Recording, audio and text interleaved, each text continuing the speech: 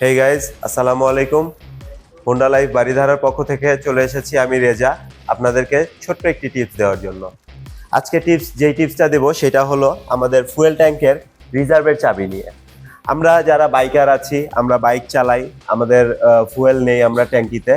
যখন আমাদের ফুয়েলটা শেষ হয়ে যায়, আমাদের অনবস্থায় যখন থাকে, এই যে নিচে যে মার্কিংটা দেখা যাচ্ছে অনবস্থায় আছে, এখন অনবস্থায় যখন থাকে, বাইকটা চালাতে চালাতে যখন তেলটা রিজার্ভে চলে আসে, তখন গাড়িটা বন্ধ হয়ে যায়।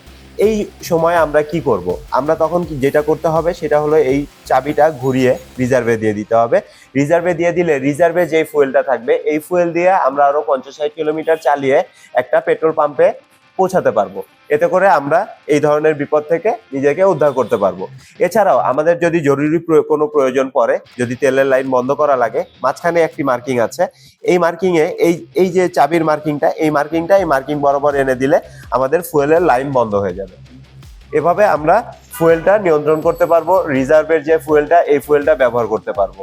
এরকমই আরো ছোটখাটো অনেক প্রয়োজনীয় টিপসের জন্য আপনারা আমাদের হোন্ডা লাইফের ফেসবুক পেজ এবং ইউটিউব চ্যানেলের সাথে থাকতে পারেন, এবং এরকম আরো গুরুত্বপূর্ণ অনেক ধরনের টিপস আপনারা পেয়ে যেতে পারেন। ধন্যবাদ সবাইকে। আসসালামু আলাইকুম।